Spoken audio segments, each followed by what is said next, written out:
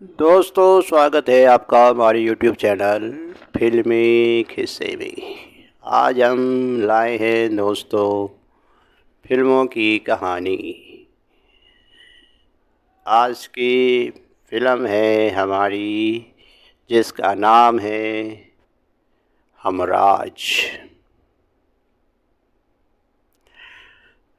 दोस्तों, हमराज नाम से 2 बार फिल्म बन चुकी है। पहली हमराज सन 1967 में बनी थी और दूसरी हमराज 2002 में आई थी। दूसरी हमराज के फिल्म के जो प्रोड्यूसर थे वो थे गणेश जैन, रतन जैन, और फिल्म के डायरेक्टर थे अब्बास वर्मावाला और मस्तान वर्मावाला। म्यूजिक डायरेक्टर थे हिमेश रेशमिया और लिरिकिस्ट थे सुधाकर शर्मा। सिंगर थे अलका याग्निक, जसविंदर नेरुला, के कविता और कृष्णमूर्ति और कुमार सानू, शान, सोनू निगम, सुनिधि चौहान, उदित नारायण।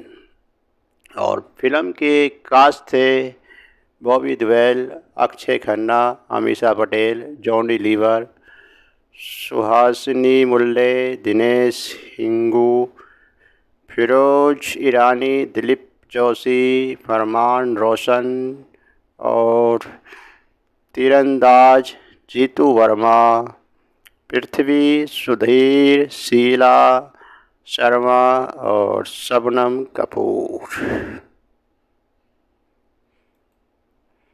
दोस्तों, हमारी आज की फ़िल्म की जो कहानी जिस फिल्म से ली जा रही है वो 1967 की है। उस फिल्म के निर्देशक थे B.R. चोपड़ा और लेखक थे अख्तर उल ईमान। पटकथा थी B.R. चोपड़ा की और कहानी था C.J. पावरी। निर्माता थे B.R. चोपड़ा। अभिनेता थे सुनील दत्त और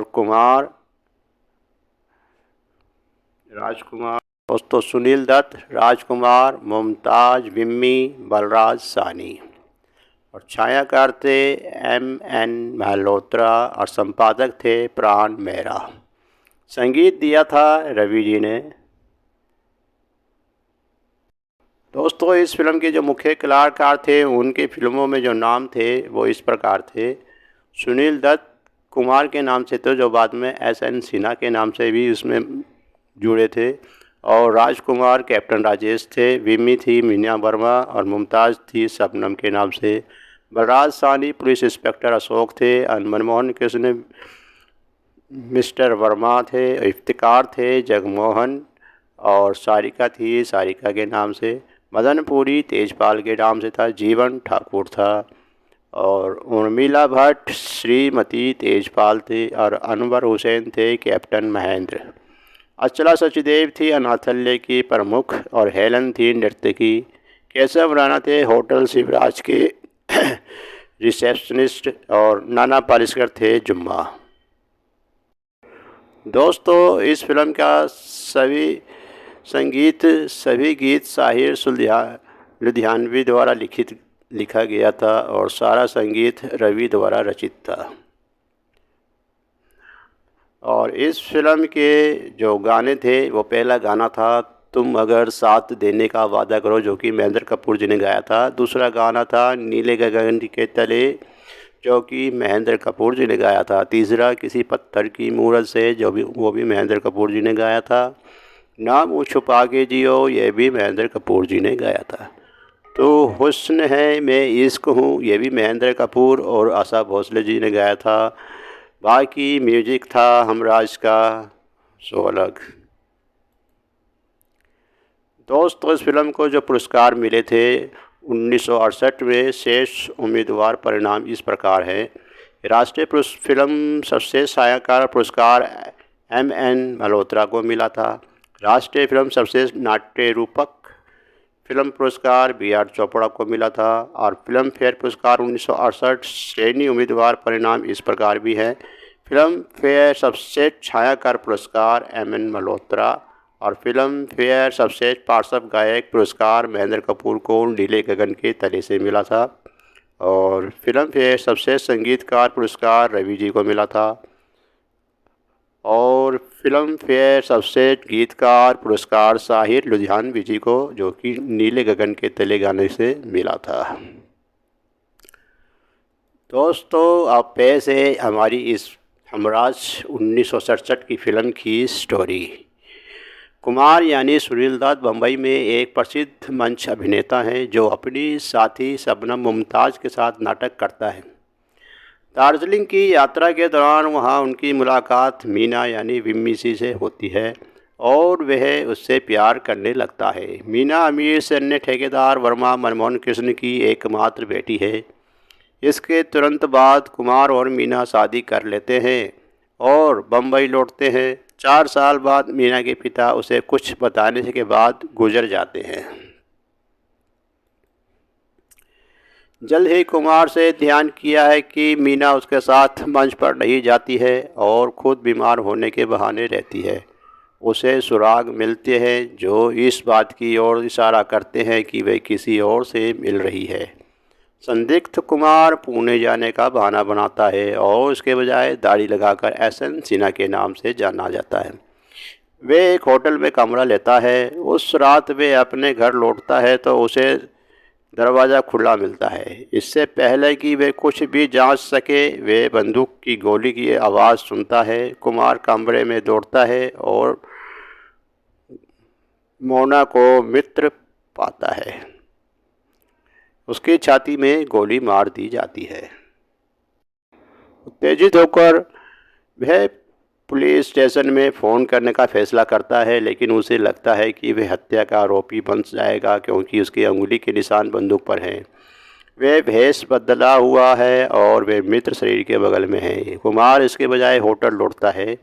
मामला इंस्पेक्टर अशोक यानी बलराज साहनी जी के सौंपा जाता है और अगले दिन जब कुमार बम्बई लौटता है तो अशोक देखता है कि कुमार जानता है कि शरीर किस कमरे में है बिना किसी के द्वारा बताए।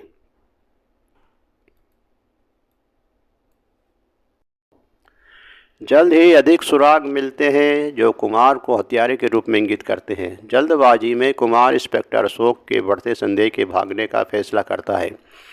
उसके दोस्त वकील जगमोहन इत्तकार कहते हैं कि अब उसे निश्चित रूप से मीना के हत्यारे के रूप में आरोपी बनाया जाएगा। निराश होकर वे अपने घर से संदिग्ध हत्यारे के बारे में एक सुराग पाता है। एक होटल के कमरे की संख्या कुमार पकड़े जाने के मामले में साफ करने के आखिरी प्रयास के रूप में कमरे में जाता है। वहां वह कैप्टन राजेश यानी राजकुमार से मिलता है, जो उसे बताता है कि उनमें से कोई भी असली हत्यारा नहीं है। वह कुमार से कहता है कि वह अपनी पत्नी का पहला पति है और उसे देश की सीमा पर शहीद हुआ माना जाता है। कैप्टन राजेश कुमार को बताता है कि जो भी हत्यारा है वह उसकी बच्ची सारिका द्वारा देखा गया है, क्योंकि वह उस कमरे में मौजूद थी जहां मीना का हत्या हुआ था। जब माँ और बेटी दोनों खेल रहे थे तो उनकी गतिविधियों को वीडियो कैमरे द्वारा रिकॉर्ड किया जा रहा था। साथ में वे लड़की को खोजने की कोशिश करते हैं। अंततः उन्हें ऊटी में पाते हैं। जल्द ही दोनों को ऊटी पुलिस की मदद से अशोक द्वारा गिरफ्तार किया जाता है। कुमार अपने मामले की व्याख्या करता है और वे सारिका को खोजने की कोशिश करते हैं। वे तेजपाल मदनपुरी नामक एक आदमी के घर पर हैं जो वहां से भागने की कोशिश करता है। शबनम और जगमोहन उस रात वीडियो टेप के साथ आते हैं। तब मीना की हत्या कर दी गई थी। ये पता चलता है कि तेजपाल हत्यारा है और लेकिन वे जल्दी सारिका को बंधक बनाता है और उसे मारने की धमकी देता है अगर उसे रोकने की कोशिश की गई। कैप्टन राजेश तेजपाल से सारिका को बचाने के लिए प्रबंधन करता है और लेकिन बाद में उसे 2 बार गोली मार दी जाती है। अब हमला करने के लिए स्वतंत्र अशोक अपनी बंदूक निकालता है और तेजपाल को गोली मारता है और कुमार कैप्टन राजेश के पास जाता है। अशोक द्वारा तेजपाल की हत्या हो जाती है और सारिका सुरक्षित है। कैप्टन राजेश की मौत हो जाती है और फिल्म के अंत में कुमार यानी शबनम से कहता है कि वह काम नहीं कर सकता। शबनम ने उसे सारिका को मीना की सीट पर बैठा दिखाया और उसने शबनम को गले लगा लिया। दोस्तों, इसी के साथ हमारी ये फ़िल्म की स्टोरी, फ़िल्म की कहानी आज की समाप्त होती है। आपको ये कहानी कैसी लगी? कृपया हमारे चैनल को सब्सक्राइब करें, शेयर करें, लाइक करें। हर हफ्ते एक फ़िल्म की स्टोरी हम अपने इसी चैनल पर लेके आते हैं, तो देखते रहिए हमारा चैनल फिल्मी किस्सा, फिल्मी कहानी। जय हिंद, जय भारत।